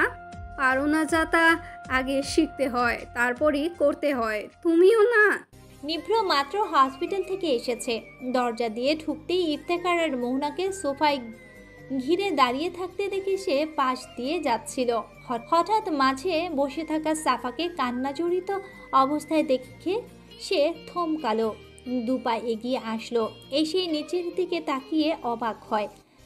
সাফার হাতে রক্ত, ফ্লোরে পড়ে একটা বাজে অবস্থা হয়ে আছে। নিভ্র জানে সাফার রক্তে ফোবিয়া আছে। সাফা বলে, আমি পারি আন্টি, কিন্তু পেঁয়াজগুলো ভালো না বুঝলেন, তা না হলে আমাকে এত কাঁদতে হতো বলেন। বলেই নিচের দিকে তাকাতে যায়। তার আগেই নিভ্র এগিয়ে এসে হাঁটু গেড়ে বসে সাফার সামনে। নিভ্রের এমন কাণ্ড সাফা থ মেরে তাকিয়ে থাকে। নিভ্রর সেদিকে তেমন পাত্তা নেই। সে উত্তেজিত গলায় বলে, সবসময় তোমার ফাইজলামি করতে ভালো লাগে না? সব কিছু লিমিট থাকে, কিন্তু তোমার কেয়ারলেসের কোনো লিমিট নাই। ফাজিল মেয়ে একটা, নিজের প্রতি যত্নবান হও। তুমি কি 2 বছরের বাচ্চা নাকি, ফাউল মেয়ে? ময়না, ফার্স্ট এড বক্স নিয়ে আয় তাড়াতাড়ি, হারি আপ। সাফা সহ বাড়ির সবাই হতভম্ব নজরে দেখছে। ইফতেখারের তো চোখ বড় বড় হয়ে গেছে। সে এই পর্যন্ত এতটা উত্তেজিত হয়ে রোগী দেখতে দেখেনি নিভ্রকে। 2 যাই অবাক হয়ে একজন আরেকজনের মুখ দেখছে। সাফা নিভ্রকে দেখছে। এলোমেলো চুলে মাথা নিচু করে সাফার হাতের দিকে তাকিয়ে আছে। নিভ্র সাফার হাতটা টেনে নিজের কাছে নিয়ে নেয়। সাফা অপলকভাবে দেখছে তাকে। সাদা শার্ট, কালো প্যান্ট, শার্টের হাতা ভাঁজ করা, ডান হাতে অ্যাপ্রোনার টেথিস্কোপ, ঘাড়ে শরীরে ভিজে আছে। সাফা মনে মনে বলে, লোকটা একটু বেশি সুন্দর। এত সুন্দর হওয়ার মানে হয় কোনো? না হয় না। কি দরকার এত সুন্দর হওয়ার? এই সুন্দরটাকে একটু নাড়াতে পারেনি, কিন্তু এই বুকের থুকপুকানিটা শব্দটা তাকে নাড়িয়েছে। যখন নিভ্রের বুকে মাথা রেখেছিল তখন কাঁপিয়েছে তাকে, ভয়ঙ্করভাবে আহত হয়েছে সে। দুই হৃৎপিণ্ডের শব্দ এক হওয়াতেই এই অনুভূতি তাকে ছুঁয়েছে। ইস, কি একটা অনুভূতি ছিল। সাফা চোখ বুজে নিঃশ্বাস নেয়। ময়না এগিয়ে এসে বক্স দেয়। নিভ্র যত্নের সাথে স্যাভলন তুলোয় লাগিয়ে সাফার কাটা হাতে লাগায়। সাফার একটা চাপা চিৎকার কানে আসে। ও! সাফা নিচের দিকে তাকাতেই চায়। নিভ্র শাসনের সুরে বলে, নিচে তাকাবে না। তোমাকে কি আমি একবারও তাকাতে বলেছি? না বলিনি, তাই তাকাবে না। আর আপনি ওর মাথা চেপে ধরেন তো। ফাজিল মেয়ে, যা বলবো তার বিপরীতটাই করবে ম্যাডাম। ইফতেখার যেন নিজের কানকেই বিশ্বাস করতে পারছে না। তার ছেলে আজ এত বছর পরে তার সাথে কথা বলছে। ব্যাপারটা সত্যি তার কাছে খুবই আনন্দের। খুশিতে তার মুখ চকচক করে উঠেছে। এগিয়ে এসে সাফার মাথা জাপটে ধরে যাতে তাকাতে না পারে। নিভ্র যত্নের সাথে সাফার হাতে ওষুধ লাগিয়ে দেয়, জ্বালা যাতে না করে, তাই মাঝে মাঝে ফু দিয়ে দিচ্ছে। বাড়ির কাজের লোক সহ সবাই অবাক। অভ্র 2 তালায় সিঁড়ির কাছে দাঁড়িয়ে আছে। প্রথম থেকে সে তার মা আর কাকির কথা শুনে রুম থেকে এগিয়ে এসেছে। সাফাকে এভাবে দেখে তার ভয় হয়। তাড়াতাড়ি এগিয়ে আসতেই নিভ্র তার আগেই এগিয়ে গেছে, তাই সিঁড়িতেই দাঁড়িয়ে পড়ে। বুকে হাত দিয়ে দ্রুত পায়ে হেঁটে নিজের রুমে চলে যায় অভ্র। দরজাটা বন্ধ করে জোরে জোরে শ্বাস নেয়। না চাইতেও চোখ দিয়ে গড় গড় করে পানির ফোঁটা গাল বেয়ে গড়িয়ে পড়ে। অভ্র 2 হাতে নিজের চোখ মুছে নেয়, আবার পানিতে গাল ভরে ওঠে। অভ্র আয়নার সামনে দাঁড়িয়ে পড়ে, নিজের দিকে একবার তাকায়। লাল লাল চোখের দিকে এক দৃষ্টিতে তাকিয়ে থাকে কিছুক্ষণ, নিজে নিজেই আবার বলে, এত আবেগ কবে থেকে জন্মে গেছে তোর অব্র? তুই তো এমন ছিলি না। তবে এখন কেন? কেন নিবরের প্রতি তোর জেলাসি কাজ করছে সাপার জন্য? তবে কি এটাই প্রথম ভালোবাসা? তবে কি এটাই সেই ভয়ঙ্কর অনুভূতি? তবে কি আমি প্রেমে পড়েছি? অভ্র বিছানায় বসে পড়ে, মাথায় হাত দিয়ে নিচের দিকে তাকায়। নিভ্রর কথা মনে হতেই সে উঠে দাঁড়ায়। তার ভাই তাকে অনেক ভালোবাসে, এমনকি সেও। একটা মেয়ের জন্য ভাইয়ের ভালোবাসার কখনো ফাটল ধরবে না, কখনোই না। কথাগুলো নিজের মনে বিড়বিড় করে অভ্র আর পায়চারি করছে। ইফতেখারের মনে প্রশ্ন জাগে, শুধু তার না, উপস্থিত সবার মনেই জাগে, কিন্তু কেউ সেই প্রশ্ন করার সাহস পায় না। নিভ্র দাঁড়িয়ে পড়ে। তার এত সময়ের এখন হুঁশ আসে। সাফার দিকে তাকিয়ে দেখে সে এক দৃষ্টিতে তাকিয়ে আছে তার দিকে। নিভ্র বুঝতে পারে উত্তেজিত হয়ে সে সবার মনে প্রশ্নের জন্ম দিয়েছে, কিন্তু এখন সে উত্তর দিবে কি? সাফার প্রতি এই অধিক যত্ন কেন? এত কেন কষ্ট লাগে সাফার কষ্ট হলে? কেন সাফা আশেপাশে থাকলেই পৃথিবীটা অন্যরকম লাগে? সে নিজেই জানে না এর উত্তর কি। নিভ্র সাফার চোখের দিকে তাকায়। সাফার চোখ নামিয়ে নেয়। নিভ্র নিজের থেকে সবাইকে উদ্দেশ্য করে বলে, এভাবে তাকিয়ে থাকার কি আছে? যে যার কাজে যাও। ডাক্তার হিসাবে রোগীকে দেখা কি আমার কাজ নাকি তোমাদের? নিভ্রর এমন সাজালো কথায় সবাই মাথা নিচু করে নিভ্র আবার বলে, এভাবে না থেকে যাও। আর তুমি? সাফার দিকে তাকিয়ে বলে, মেডিসিন দিয়ে দিচ্ছি, টাইম টু টাইম মেডিসিন নেবে, কত তাড়াতাড়ি শুকিয়ে যাবে। কিছুটা সামনে এগিয়ে আবার সাফার দিকে তাকিয়ে বলে, দুষ্টমির বয়স আর নেই, তাই এগুলো বাদ দাও। যা পারো না তা করার দরকার কি? বাসায় গিয়ে মানুষের অভাব পড়েছে নাকি? যত সব। বলেই গটগট করে পা ফেলে সিঁড়ি বেয়ে উঠে পড়ে। তার মনে হচ্ছে আর বেশিক্ষণ থাকলে সে আরও উল্টাপাল্টা কাজ করে ফেলতে পারে, তাই সাফার থেকে দূরে থাকাই ভালো। মেয়েটা তাকে এভাবে যন্ত্রণার মুখে ফেলে দিচ্ছে কেন? ইফতেখারের মনে হচ্ছে এরা আগে থেকেই পূর্ব পরিচিত, কিন্তু প্রশ্নটা করল না। সাফাকে দাঁড় করিয়ে বলে, ও এমনই, কিছু মনে করবে না বুঝলে, চলো রুমে। সাফা নিজের বিছানায় চিত হয়ে শুয়ে পড়ে। তার মনে প্রজাপতিরা ডানা ঝাপটে উড়ে বেড়াচ্ছে। মনের মাঝে সুপ্ত খুশিরা মুখে ফুটে উঠেছে। তার কি হচ্ছে তা জানা নেই। তবে সে প্রেম নামের ভয়ঙ্কর রোগে আক্রান্ত, আর সে জানে এই রোগের মেডিসিন ডাক্তার সাহেবের কাছেই আছে। আবার মনে হচ্ছে আছে তো। সাফা নিজের কাটা হাতে চুমু খায়। তার মনে হচ্ছে সে নিভৃর স্পর্শগুলো ঠোঁটে ছোঁয়াচ্ছে। দু হাত দুপাশে রাখে, চোখ রাখে শূন্যে। অনুভূতি মিশ্রিত নিঃশ্বাস নিচ্ছে সে। মন বলছে ঘুরে বেড়াতে, চিৎকার করে বলতে সে প্রেমে পড়েছে। আবার মনে মনে নিজের এমন কথাগুলো নিয়ে হাসে। সত্যিই কি প্রেমে পড়লে সবাই পাগল হয়ে যায়? তার নিজেকে কেমন মাতাল মাতাল লাগছে। এই মাতালতার নিজেকে খুঁজে পাচ্ছে না। হঠাৎ করেই হাতটা আবার চোখের সামনে রাখে। তার কাছে আজ অর্থহীন সব প্রেম মনে হচ্ছে। তার মনে হচ্ছে এই ব্যান্ডেজই প্রেম লুকিয়ে আছে। আছে নিভ্র সেই ছোঁয়া। তার সব কিছু ওলট পালট লাগছে। হঠাৎ করে সাফা উঠে বসে। মনে মনে ভাবে নিভ্র তো সব দিকেই পারফেক্ট, আর সে তাকে তো নিভ্র মোটেও পছন্দ করে না। তবে কি হবে তার? প্রথম থেকেই এত ঝগড়া করার কি ছিল সাফা? নিজেকে নিজেই বকে সাফা। আবার বলে নিভ্রনীল বলতেই হাজার মেয়ে হাজির হয়। এই হাজার মেয়ের মাঝে আমি এমনি হারিয়ে যাব, তখন কি উনি খুঁজে নিবে আমাকে? না তো। তবে আমার এই অনুভূতি কি হবে? সাফা আর ভাবতে পারছে না। সে আবার চিত হয়ে শুয়ে পড়ে। চোখ বুজে নিঃশ্বাস নেয়। কাটা হাতটা বুকে রাখে। অদ্ভুত এক প্রশান্তি কাজ করছে তার মাঝে, আর মনের মাঝে এক জ্বালা হচ্ছে তার। নিভ্র নিজের রুমে বসে আছে, মাথাটা ঝিম ধরে আছে। সে কি করছে না করছে সবই তার মাথার উপরে দিয়ে যাচ্ছে। নিভ্র বেড টেবিল থেকে মোবাইলটা নিয়ে নিল, নিচে টেলিফোন কল দিল। রহমত চাচা ফোন ধরতেই নিভ্র বলল, চাচা এক কাপ হট কফি নিয়ে আসেন রুমে। বলেই ফোন কেটে দেয়। নিভ্র চিন্তা হচ্ছে সাফার হাতের। কিছুক্ষণ আগে দেখা হয়েছে, তবুও তার চিন্তা হচ্ছে। যেখানে সে অপারেশন করে এসেও রোগীকে তেমন দেখতে চায় না, সেখানে সাফার সামান্য হাত কাটা দেখে কেন এত চিন্তিত সে, এটা নিভ্র বুঝতে পারছে না। এত বড় বড় অপারেশন করেও সে রোগী সম্পর্কে ভালো খারাপ ধারণা দিতে পারে, তাই তাদের খোঁজ খবর নেওয়া ছাড়া সে তেমন কিছু করে না। কিন্তু এখন কেন এত চিন্তিত সে? নিভ্র হাতে অ্যাপ্রনটা বেডে রেখে ওয়াশরুমে চলে যায়। আয়নার সামনে দাঁড়িয়ে চোখে মুখে পানি ছিটায়। হাতের দিকে তাকিয়ে দেখে হাত থেকে রক্ত গড়িয়ে পড়ছে, সাফার আঙ্গুলের রক্তগুলো। নিভ্র কিছুক্ষণ হাত ঘুরিয়ে দেখে, বাম হাত দিয়ে ডান হাতের রক্ত ছুঁয়ে দেখে। আবার আয়নায় তাকায়। নিজেকে কেমন যেন অচেনা লাগছে তার কাছে।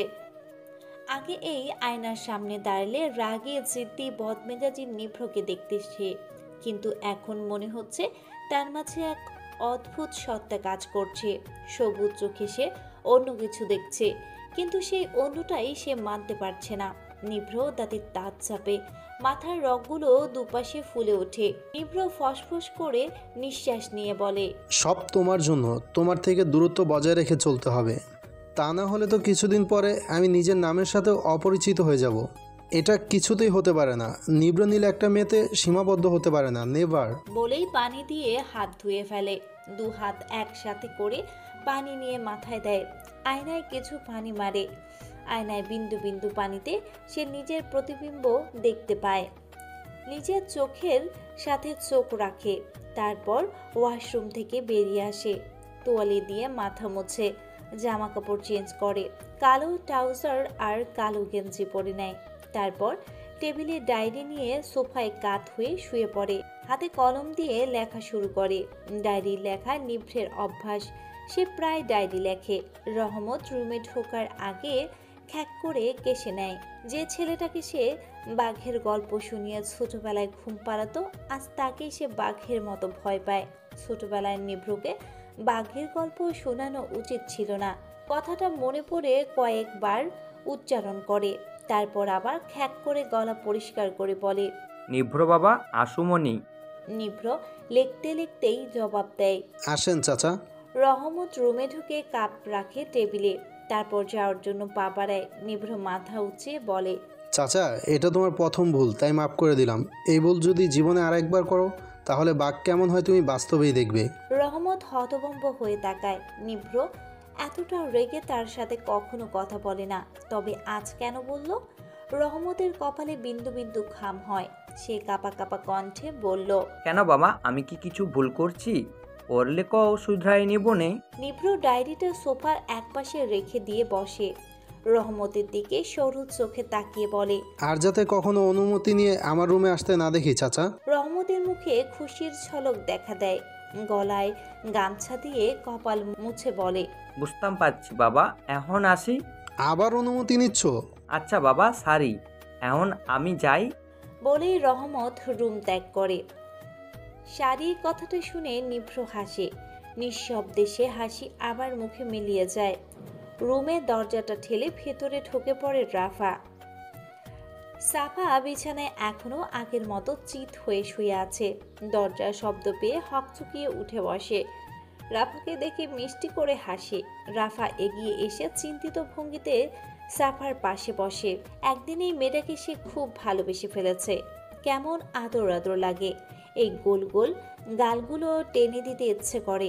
রাফা নিজের ইচ্ছে দমিয়ে না রেখে সাফার গাল টেনে দিয়ে বলল, তোমার নাকি হাত কেটে গেছে? কিভাবে হলো বলো তো? সাফা আবার হাসে। হেসে বলে, তেমন কিছু না, একটু করে কেটেছে, দেখেন ব্যান্ডেজ করা হয়েছে। এখন আপনি বলেন কোথায় ছিলেন?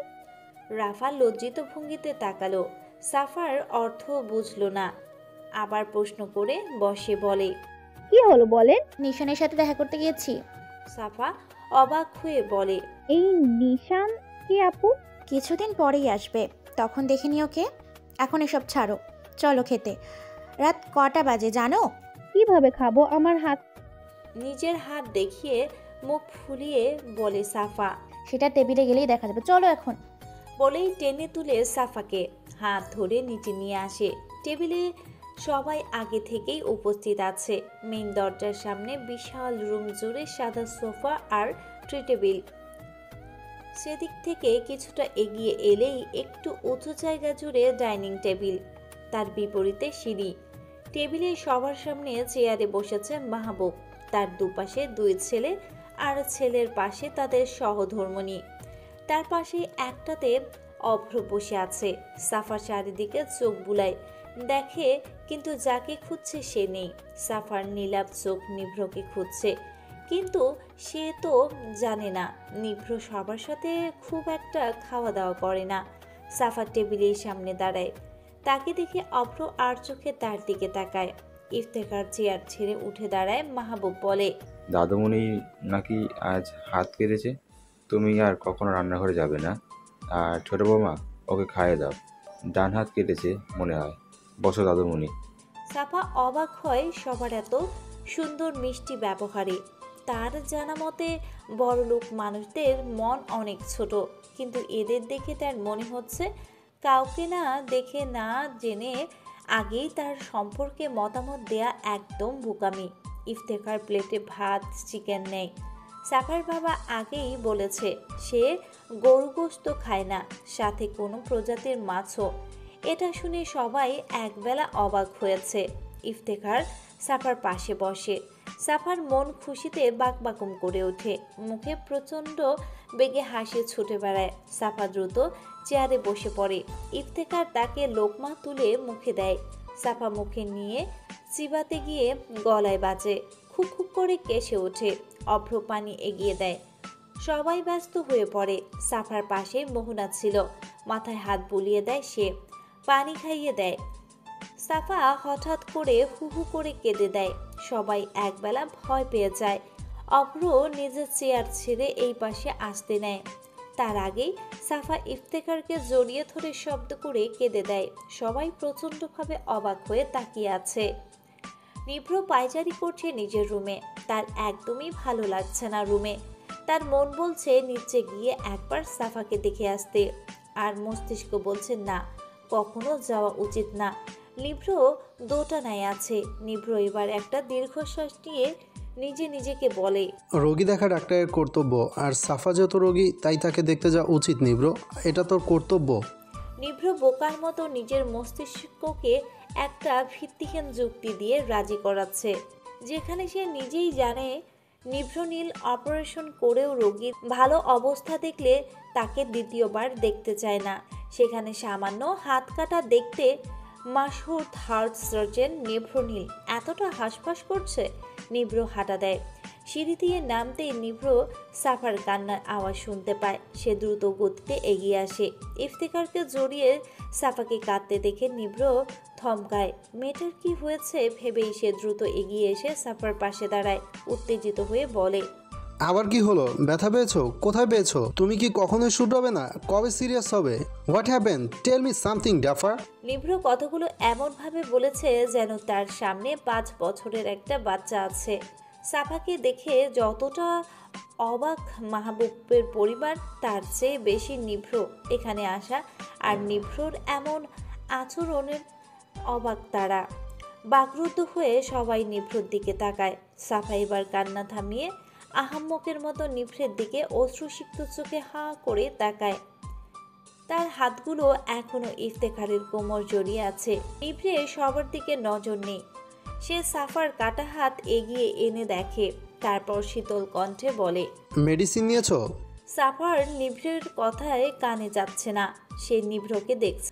তার মন বলছে, তার কাটা হাতের এত যত্ন কেন নিভ্রর? হতে পারে ডক্টর হিসেবে সে রোগীদের প্রতি একটু বেশি আবেগী। ইস, এমন হলে সে তার হাত কেটে কেটে খণ্ড খণ্ড ভাগ করবে। তার ডাক্তার সাহেব তা এক এক করে লাগাতে ব্যস্ত থাকবে, আর সে এভাবে দেখবে তাকে। নিভ্র ঝাঁঝালো গলায় বলল, তোমাকে আমি প্রশ্ন করছি সাফা, আনসার মি।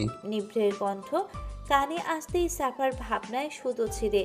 সে হাবার মতো মাথা একবার হ্যাঁ এর মতো ঝাঁকায়, আবার না এর মতো ঝাঁকায়। নিভ্র বিরক্ত হয়। মেয়েটা এমন কেন? কোনো সিরিয়াসনেস নেই। নিভ্র চোয়াল শক্ত করে বলে, ঠিক করে বলো। মেয়েটাকে এভাবে নিজের ভিলেন রূপ না দেখালে হয় না দাদু ভাই। মাহবুব সাহেব গলা উঁচু করে বলে ওঠে। নিভ্র যেন হুঁশ আসে। সে ডাইনিং টেবিলের দিকে তাকায়। সবাই তার দিকে প্রশ্নবিদ্ধ চোখে তাকিয়ে আছে। নিভ্রের এবার মনে হয় সে আবার বেশি বেশি করে ফেলেছে। নিভ্র তবুও বলে, অসুস্থ ছিল তো তাই মনে হয়েছে, আবার ব্যথা পেয়েছে তাই এভাবে বলেছি। ডাক্তার আমি না তুমি দাদাজান? কথা এড়াতে বলে নিভ্র। রাফা ফোড়ন কাটে বলে, তাই নাকি ভাইয়া? তুমি রোগীদের ব্যাপারে এত সিরিয়াস? কি আর বলবো, তবে সাফা আমার ভাইয়া কিন্তু সব দিক দিয়েই সিরিয়াস। তাই যেহেতু তুমি তার পেশেন্ট বর্তমানে, তাই তোমাকে সিরিয়াস থাকতে হবে। কি বলো ভাইয়া, তাই না? নিভ্র হাসির মানে বুঝতে পারে, তবুও বলে, আর পানির বোতলটা দে, ওটা নিতে এসেছি। রাফা পানির বোতল এগিয়ে দিল। সবাই মনকে সান্ত্বনা দিল নিভ্র পানির বোতল নিতে এসেছে। এমনিতেও তারা নিভ্রকে প্রশ্ন করে রাগিয়ে দিতে চায় না। তারা এমনি অবাক হয়ে আছে নিভ্রের এমন কার্যকলাপে। যেখানে সে কথায় কম বলে, সেখানে নিজের কাজের জন্য নিজেই কৈফিয়ত দিচ্ছে। এটা ভেবেই সবার মাথা হ্যাক হয়ে আছে। তাই তারা খাবারে মনোযোগ দিল। নিভ্র কিছু দূর গিয়ে ফিরে তাকিয়ে বলে, খাবার খাওয়া শেষে মেডিসিন নেবে। বলেই ঠাস ঠাস পা ফেলে সিঁড়ি বেয়ে উঠে যায়। সাফা অবাক হয়ে দেখে। তার মনে প্রশ্ন, নিভ্র থাকে কোথায়? সবসময় ছাদের দিকে যায় কেন? ইফতেখার সাফার মাথায় হাত বুলিয়ে বলে, তোমার কি অসুস্থ লাগছে? না আন্টি, আসলে অনেকদিন পরে আপনার হাতে খেয়ে আমার আম্মুর কথা মনে পড়েছে। অনেক দিন হয়ে গেল তার সাথে দেখা নেই। যদি তার কাছে একবার গিয়ে আম্মু বলে ডাকতে পারতাম। আফসোস, এমনটা করা যায় না। সাফার কথায় আর কান্নায় সবাই আহত হয়। সবার চোখে পানি চলে আসে। একবার সাফার দিকে তাকায়। মেয়েটা অনেক ছোট বয়সে মা হারিয়েছে, তাই কষ্ট বেশি। মা ছাড়া মেয়েদের পৃথিবীটাই অন্ধকার। রাজীব সান্ত্বনার সুরে বলে, এভাবে মন খারাপ করবে না, আমরা সবাই তোমার পরিবার। এখন তাই মন খারাপের কিছু নেই। এক মায়ের বদলে 2 মা আছে এখানে, তাই নো মন খারাপ মিষ্টির দোকান। সাফার রাজীবের কথায় হেসে দেয়। মনে মনে নিজেকে সত্যি ভাগ্যবতী মনে হচ্ছে তার। কি সুন্দর পরিবার পেয়েছে। কিছুদিনের জন্য হলেও সে খুশি। সবাই সাফার হাসি দেখে হাসে, কিন্তু দুজন চোখ সরিয়ে নিল না, এক অভ্র আর এক নিভ্র। অভ্র আর চোখে সাফার হাসি দেখছে আর নিভ্রের কথা ভাবছে, আর নিভ্র দোতলা থেকে দাঁড়িয়ে এক দৃষ্টিতে সাফাকে দেখছে। এখানে আসা আর তার মস্তিষ্ককে ওভাবে বোঝানো সফল হয়েছে তার মনে হচ্ছে। সাফার একটু কান্না একটু হাসি দেখে নিভ্ররও হালকা হাসে। ইফতেখার সাফাকে জড়িয়ে বলে, যদি বলি আমাকে আম্মু বলে ডাকতে তবে কি তুমি রাগ করবে? সাফা তাকালো, মাথা তুলে খুশিতে হেসে বলে, কখনোই না আম্মু। ইস, কতগুলো বছর পরে আম্মু ডাক শুনছে। সাফা অবাক হয়ে দেখে, কত বছর মানে নিভ্রু কি তাহলে নিজের মাকে আম্মু ডাকে না, তবে মা বলে নাকি অন্য কিছু? সাফার মনে এক পাহাড় প্রশ্ন জাগে, কিন্তু উত্তর কার কাছে চাই সে জানে না। নিভ্রু উপর থেকে শুনতে পায় কথাটা, মনে তখন খুব কষ্ট হয় নিভ্রের। সেও তো কতদিন আম্মুকে আম্মু বলে ডাকে না। কথাটা ভেবে নিভ্রের চোখ ঝাপসা হয়। সে অন্যদিকে মুখ ঘুরায়, মনে মনে সাফাকে বলে, মেয়েটার থেকে দূরে যেতে চেয়েও পারছে না, সব সময় কেন এর আশেপাশেই থাকতে ইচ্ছে করে। ওহ বলে নিভ্র শ্বাস নেয়, দূরেও থাকতে পারছে না, আমার কাছেও যেতে পারছে না। কেন এমন হচ্ছে নিভ্রর সাথে, এই প্রশ্নটাই মাথায় ঘুরছে। সাফার ভার্সিটি যাবে আজ, তাই রেডি হচ্ছে। গায়ে তার নীল থ্রি পিস, চুলগুলো আগের মতোই কাঠি দিয়ে খোপা করা, হাতে ব্যাগ নিয়ে এসে বেরিয়ে পড়েছে রুম থেকে। ইফতেখারকে আর মোহনাকে যাওয়ার সময় বলে বের হয়েছে। দরজার কাছে এসেই অভ্রকে চোখে পড়ে। অভ্র ঠোঁটে হাসি টেনে বলে, ভার্সিটি যাবে নাকি?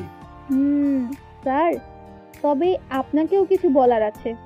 অভ্র গাড়ির দরজা খুলতে গিয়ে খুলল না, উত্তরের আশায় বলে, কি বলবে বলো, এটার জন্য পারমিশনের কি আছে? তবে হ্যাঁ, মিষ্টি দোকান, তুমি বাসায় আমাকে সাহায্য করবে না? সাফা মুচকি হাসে। অভ্র ওখানেই থমকায়।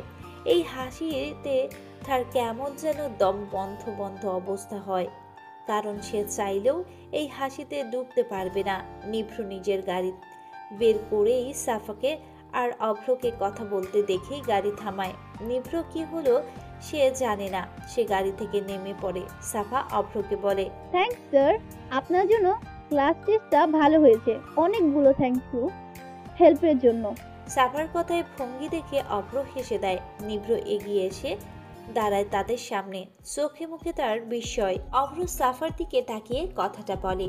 নিভ্রের যেন সারা শরীর জ্বালা করে কথাটা শুনে, বুকের ভেতর ধুপ করে জ্বলে ওঠে। নিভ্র তাকিয়ে থাকে সাফার মুখের দিকে। সাফার উত্তর জানা তার জন্য খুবই প্রয়োজন। অভ্র সাফার চাইতেও নিভ্রকে বেশি দেখছে। মনে মনে সে শুকনো হাসি হাসে। সাফার মাঝে ডুবে তার ভাই যে এমন আবুল হয়ে যাবে এটা সে ভাবতেও পারছে না। অভ্র আর চোখে নিভ্রকে দেখছে, মুখটা ফ্যাকাশে হয়ে আছে তার। সাফা একবার নিভ্র আর একবার অভ্রর দিকে তাকিয়ে চোখ বাঁকিয়ে বলল, আরে ডাক্তার সাহেব, না মানে নিভ্র ভাই, আপনি এখানে কি করছেন? নিভ্রের সাথে সাথেই রাগ উঠে, নাক লাল হয়ে যায়। মনে মনে তাতে দাঁত চেপে বলে, ভাইয়া? এতদিনে কি দেখে আমাকে ওর ভাইয়া মনে হয়েছে? অদ্ভুত। অভ্র নিভ্রের দিকে ঘুরে তাকায়। নিভ্রর রাগ সাফা না বুঝলে অভ্র বুঝতে পেরেছে। নিভ্রর এমন কারণবিহীন রাগ দেখে অভ্র চশমাটা ঠিক করে, তারপর সাফার সাথে তাল মিলিয়ে বলে, কিরে তুই এখানে? নিভ্র ভনিতা ছাড়াই বলে, সাফার সাথে কাজ আছে আমার। অভ্র অবাক হয়ে বলে, সাফার সাথে তোর কি কাজ? নিভ্র বিরক্ত নিয়ে তাকায়। অভ্র বুঝতে পারে নিভ্রের রাগ ধীরে ধীরে মাথায় চড়ছে, তাই সে বলল, সাফা তুমি বরং নিভ্রের সাথে কথা বলে নাও। আসলে তুমি তো অসুস্থ, আর নিভ্র তো ডাক্তার, তাই না? ডাক্তার আর রোগীর অনেক কথাই থাকতে পারে, তাই কথা বলে নাও। আমি ওয়েট করি, তারপর একসাথে ভার্সিটিতে যাব। নিভ্র পকেটে হাত ঢুকিয়ে বলে, সাফাকে আমি দিয়ে আসবো, তুই বরং চলে যা। এক হাতে জড়িয়ে অভ্রর সাথে হাক করে নিভ্র মুচকি হেসে বিদায় দেয়। অভ্র গাড়িতে বসে একটা দীর্ঘশ্বাস নেয়, একবার জানালার গ্লাস দিয়ে বাহিরে তাকায়। সাফা মুচকি হাসে। অভ্র গাড়ি স্টার্ট দেয়। বুকটা কেমন তার ভার ভার হয়ে আছে, চোখে জ্বালা করছে। অভ্র চশমাটা বাম হাতে খুলে শার্টের হাতায় চোখ মুছে কয়েকটা দীর্ঘশ্বাস নিয়ে আবার চশমাটা পরে নেয়। প্রথম সব কিছুতেই এক অদ্ভুত অনুভূতি লুকানো থাকে। অভ্রর বেলাও তাই হচ্ছে। প্রথম ভালোবাসায় পড়েছে, তাই প্রথম কষ্টটা আঁকড়ে নিয়েছে তাকে। এ যেন দম বন্ধ ভালোবাসার আটকে আছে সে। সাফা এক চোখ ছোট করে ডান হাত কোমর দিয়ে নিভ্রের দিকে তাকিয়ে আছে। নিভ্র অভ্রর গাড়ির দিকে তাকিয়ে আছে। চোখ সরিয়ে সামনে তাকিয়েই দেখে সাফা কেমন সন্দেহ চোখে দেখছে তাকে। নিভ্র নিজেকে ঠিক করে বলে, এভাবে তাকিয়ে আছো কেন? ভাবছি কি ভাবছো? আপনার কিছু হয়েছে না, মানে কেমন আজীব বিহেভ করছেন। আপনার সাথে আমার কি কথা থাকতে পারে? আগ্রহ নিয়ে প্রশ্ন করেন নিভ্র। আপনার কিছু হয়েছে না, মানে কেমন আজীব বিহেভ করছেন। আপনার সাথে আমার কি কথা থাকতে পারে? নিভ্র এবার নিভল। সে ভাবতে থাকে কেন সাফাকে দাঁড় করিয়ে রেখেছে। এটা তো সে নিজেই জানে না। তার মনে হচ্ছে সে আন্ডার দ্য কন্ট্রোলে নেই। নিভ্র ভাবে সাফাকে নিয়ে কি বলবে এখন, কি কথা বলবে বলে রেখেছে। এটা তো তার নিজেরই অজানা। এখন কি হবে? নিভ্র কিছুক্ষণ ভাবে, তারপর বোকার মতো হেসে বলে, আসলে তোমার হাতের অবস্থা জানার ছিল। সাফা যেন আকাশ থেকে পড়েছে, মুখটা হাঁ করে ফেলে, বলে, এটা তো আপনি স্যারের সামনেও বলতে পারতেন। আসল কথা এটা না, আমি সব বুঝে গেছি আপনার কাহিনী। আসলে আপনি প্রতিশোধ নিতে চান, তাই না? হোয়াট বাদ দেন। আপনি আসলে আমার থেকে প্রতিশোধ নিতে চান। ওই দিন আপনাকে রিস্কা থেকে নামাতে চেয়েছিলাম, তাই আপনি নিজের গাড়ি থেকে মাঝ রাস্তায় নামিয়ে দিতে চান, তাই না? নিভ্র বেকুবের মতো তাকিয়ে আছে। সে ভাবতেও পারছে না সাফা এমন কিছু ভাবতে পারে। কোথাকার কথা কোথায় নিয়ে যায় এই মেয়ে, স্টুপিড একটা। নিভ্র চোখ রাঙিয়ে তাকায়, উঁচু শব্দে বলে, সেট আপ সাফা, গাড়িতে বসো। সাফা ঝাড়ি খেয়ে গাড়ির দিকে যায়। সে জানে এই লোক তাকে নামিয়ে দেবে, তবুও নিভ্রের পাশে বসে যেতে ইচ্ছে করছে। সাফার সামনে বসতে চেয়েও বসে না। ভাবে নিভ্র যদি রাগ করে, তাই পেছনের দরজা খুলতে যায়। নিভ্র এগিয়ে এসে বলে, তোমার কি আমাকে ড্রাইভার মনে হয়? গাড়ির দরজা খুলতে খুলতে বলে, হোয়াট? কথায় কথায় এখন তো আপনি চেঁচান। আজীব লোক। যে গাড়ি চালায় সেই তো ড্রাইভার। যেহেতু আপনি এখন গাড়ি চালাবেন, তাই আপনি ড্রাইভার হবেন, না তো আমি হব বলেন। নিভ্র তাকালো, চোখ ছোট করে বলে, আমার পাশে বসো, তা না হলে লোকেও আমাকে ড্রাইভার ভাববে। আমজনতার কাছে তো মাজহুর সাফার এত যুক্তিপূর্ণ কথা নেই, তাই তারা এটা বুঝতে পারবে না। সাফা চোখে মুখে রাগ দেখালো, কিন্তু মনে মনে খুশি হলো। খুশি মনে সে গাড়ির সামনে সিটে বসে পড়ে। নিভ্রও বসে। নিভ্র সাফার দিকে এক ভ্রু কুচকে তাকিয়ে আছে। সাফা চোখ ছোট করে কপাল কুচকায়, হাত নাড়িয়ে বলে, কি এইভাবে তাকিয়ে আছেন কেন? নিভ্র জবাব দিল না। সাফার দিকে তাকিয়ে থেকেই তার দিকে এগিয়ে আসে।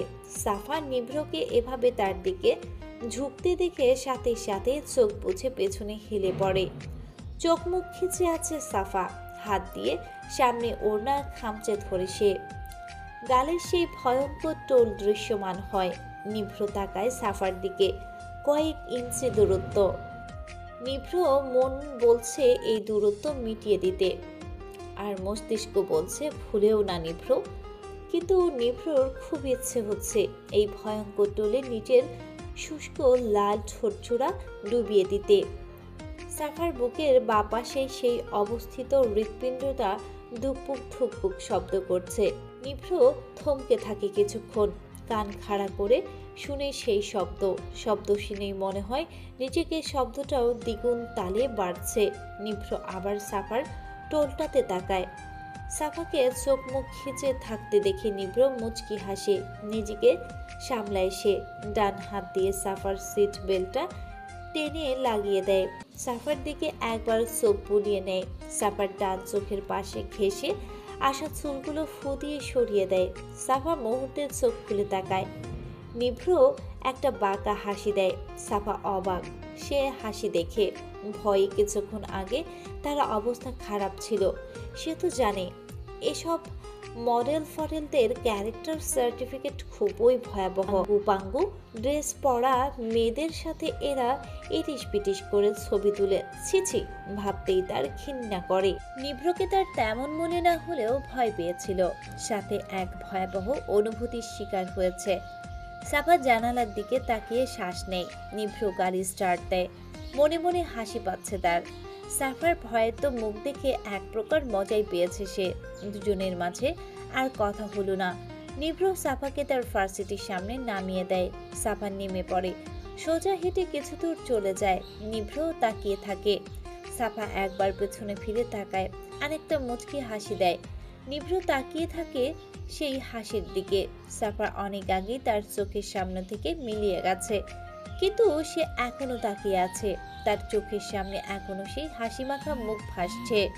সাফা মুখ ফুলিয়ে বসে আছে, আর তার এক পাশে ঝুমা, সাথে অভি ভাইয়া।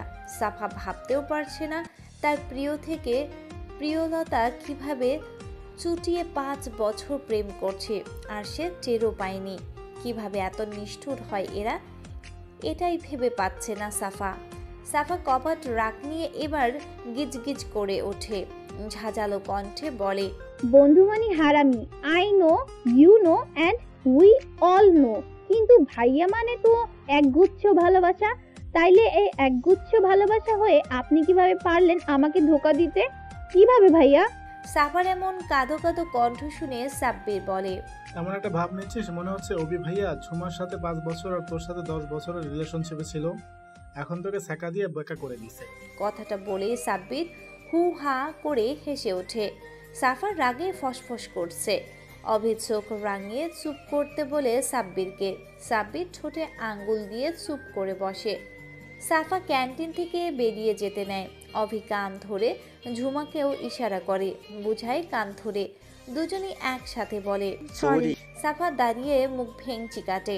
অভি আর ঝুমা কাঁদো কাঁদো হয়ে বলে, সরি বনু, আর এমন হবে না। আসলে আমাদের মাঝে রিলেশনশিপ ছিল না এতদিন, আজই হলো। এই 5 বছর আমরা একে অপরকে পছন্দ করতাম, তাই তোমাকেও বলিনি, তাই সরি। যাও, এবারের মতো মাফ করলাম, তবে শর্ত আছে। যা বলবে তাই করব। আইসক্রিম খাওয়াতে হবে, রাজি বলো?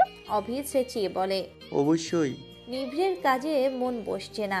হসপিটাল থেকে মডেলিংয়ের কাজে এসেছে একটা জায়গায়, কিন্তু শুটিংয়ে মন দিতে পারছে না। কেমন যেন হাঁসফাঁস অবস্থা তার। নিভ্রের মুখে বিরক্ত দেখে আরিফ এগিয়ে এসে বলে, স্যার অসুস্থ নাকি? না, তেমন কিছু না, তবে কিছুদিন ভালো ঘুম হচ্ছে না। এর কারণ বলতে পারবে? আরিফ যেন ভূত দেখছে, চোখ বড় বড় করে বলে, স্যার ডাক্তার তো আপনি, আমি না। তাহলে আমি কিভাবে জানবো? নিভ্র বিরক্ত মুখে আরিফের দিকে কিছুক্ষণ তাকিয়ে থেকে শুটিং বন্ধ করতে বলে। ভালো লাগছে না তার এখন। সাফা আইসক্রিম হাতে হেঁটে হেঁটে আসছে। আইসক্রিম খাওয়া তার 100% মনোযোগ। গেটের বাইরে এসে একবার রিক্সা খুঁজে কিন্তু পাচ্ছে না, তাই আবার আইসক্রিম খাওয়ায় মনোযোগ দেয়। খেতে খেতেই সামনে এগিয়ে যায়। রাস্তা ক্রস করতে চায় সে, কিন্তু তার আগেই একটা গাড়ি সামনে থেকে এগিয়ে আসে। গাড়ির হর্ন বাজাতেই সাফার সামনে তাকায়, ভয়ে চোখ বুজে নেয়। হঠাৎ কেউ ঠাস করে হাতে টান দেয়। টান খেয়ে সাফা শক্ত কিছুতে পড়ে। সাফা চোখ খুলে দেখে নিভ্রের বুকে সে লেপ্টে আছে। নিভ্র রেগে সাফাকে ঝাঁচিয়ে বলে, চোখ কি আকাশে রেখে হাঁটো নাকি? আমি ঠিক সময় না আসলে কি হতো জানো? সাফা হা করে নিভ্রের রাগী মুখ দেখছে। ভালো লাগছে তার এটা। রাগলেও কিউট লাগে লোকটাকে। নাকটা কেমন লাল হয়ে যায়, একদম অগিন নাকের মতো। এখন সাফার নিভ্রের লাল নাকটা টেনে দিতে ইচ্ছে করছে। সাফা নিভ্রের নাকের দিকে তাকিয়ে হেসে দেয়। নিজের এমন আজে বাজে চিন্তা তার নিজেরই হাসি পাচ্ছে। সাফার হাসি দেখে নিভ্র আরও রেগে যায়।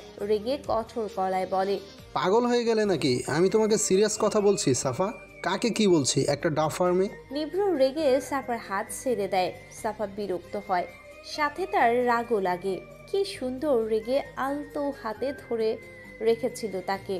সে তো জানে নায়করা রেগে গেলে ভয়ানক প্রাণীর মতো বিহেভ করে, কিন্তু নিভ্র কত সুন্দর করে নিজের কোমর হাতে ধরেছে তাকে। ইস, এত নরম হাত হয় নাকি কারো? সাফার মুখের উপর নিভ্র তুড়ি বাজালো। সাফার হুঁশ ফিরে দাঁত কেলিয়ে সাফা বলে, আইসক্রিম খাবেন? সাফার আকস্মিক এমন প্রশ্নে নিভ্র হতবাক। একবার আইসক্রিমের দিকে, একবার সাফার দিকে তাকায় সে। সাফা ইশারা করে আইসক্রিম দেখালো। নিভ্র এক চোখ ছোট করে, তারপর নিজেকে সামলে বলে, তোমার মুখের আইসক্রিম আমি খাবো? Are you mad? সাফা কপাল কুচকালো, নাক ফুলিয়ে বলল, আমি কি আমারটা খেতে বলছি নাকি? আপনাকে কিনে খেতে বলছি। এমনিও আমি আইসক্রিমের সাথে কখনো কম্প্রোমাইজ করি না, আপনাকে দেওয়া তো দূরের কথা, বুঝলেন? নিভ্রের সাফার কথা শুনে রাগ ওঠে। মেয়েটা তাকে এভাবে বলতে পারলো। নিভ্র সাফাকে বলল, এই আইসক্রিমের জন্যই তুমি আজকে গায়ে নিচে পড়তে, ইডিয়েট একটা। পড়লে পড়তাম, তবু আইসক্রিম শহীদ বলা হতো, বুঝলেন? নিভ্র অবাক হয়ে ভাবে, এই মেয়ে কি কি বলে আল্লাহ মালুম। তবুও আইসক্রিমটা দেখেই নিভ্রের রাগ ওঠে, তাই সাফার হাত থেকে ছুঁড়ে ফেলে দেয়। সাফা মাত্র আইসক্রিমটা আবার মুখে নিতে নিয়েছে, মুখে যাওয়ার আগে এই অবস্থা। সাফার তো কান্না কান্না ভাব। আইসক্রিমটা কিভাবে শহীদ হয়ে পিচঢালার রাস্তায় শুয়ে আছে। সাফা রেগে নিভ্রর দিকে তাকালো, চেঁচিয়ে বলে, আপনি এতটা নিষ্ঠুর কি করে হতে পারেন? কি করে? দেখে নিয়েন আপনার প্রিয় জিনিসও এভাবে শহীদ হয়ে শুয়ে থাকবে কোনো একদিন, তখন বুঝবেন শয়তান লোক একটা। নিভ্র মাথায় হাত। তাকে শয়তান বলেও কেউ আখ্যা দিতে পারে, এটা সে স্বপ্নেও ভাবেনি। জীবনটাই তার কাছে এখন তেজপাতা মনে হচ্ছে। সে তেজপাতা সাফা ছিঁড়ে ছিঁড়ে নিজের রান্নায় ব্যবহার করছে। হুট করে মনে পড়ে তার মুখে মাস্ক নেই। নিভ্র দ্রুত চারদিকে তাকায়, এখনো কেউ দেখছে না তাদের। তবে সাফা আইসক্রিম শহীদ জননী দুঃখে যে কোনো সময় দেখার সম্ভাবনা আছে। নিভ্র একটু গাড়ির দিকে ঝুঁকে দাঁড়ায়। আরিফ আহাম্মকের মতো সব দেখছে আর ভূত দেখার মতো চমকাচ্ছে, সাথে ট্যাপ ট্যাপ করে সাফাকে দেখছে। মেয়েটার দুঃখেও তারও দুঃখ লাগছে। আহারি বেচারি আইসক্রিম। সাফা মুখ ফুলিয়ে অন্যদিকে তাকায়, রাগে দুঃখে তার কান্না আসছে। আইসক্রিমের শোকে তার চোখ দিয়ে যে কোনো সময় কান্নারা হানা দিয়ে আসতে পারে। আইসক্রিম শহীদ হয়েছে তাই বুঝি একটুও কাঁদবে না? অবশ্য কান্না করার প্রয়োজন আছে, শহীদ তো শহীদই হয়। তাই সাফারও উচিত হাউমাউ করে কেঁদে কেটে রাস্তার আমজনতাকে একসাথে করে নিভ্রের মাথা ইট দিয়ে ফাটিয়ে দেয়া। হ্যালো বন্ধুরা, তোমাদের সবাইকে অনেক অনেক ধন্যবাদ এতক্ষণ আমাদের সঙ্গে থাকার জন্য। আমাদের গল্পগুলো তোমাদের কাছে ভালো লাগলে, তোমাদের হৃদয় স্পর্শ করতে পারলে অবশ্যই আমাদের চ্যানেলটি সাবস্ক্রাইব করে এবং তোমাদের মূল্যবান মতামত কমেন্ট করে আমাদের সঙ্গেই থাকবে। আর হ্যাঁ, গল্পটি ভালো লাগলে অবশ্যই তোমাদের বন্ধুদের সাথে শেয়ার করতে ভুলবে না। আমাদের পরবর্তী গল্প পেতে আমাদের চ্যানেলের সঙ্গেই থাকবে। খুব শীঘ্রই আপলোড করা হবে পরবর্তী গল্প। ততক্ষণে আমাদের সঙ্গেই থাকো। আজকের মতো টাটা, বাই বাই।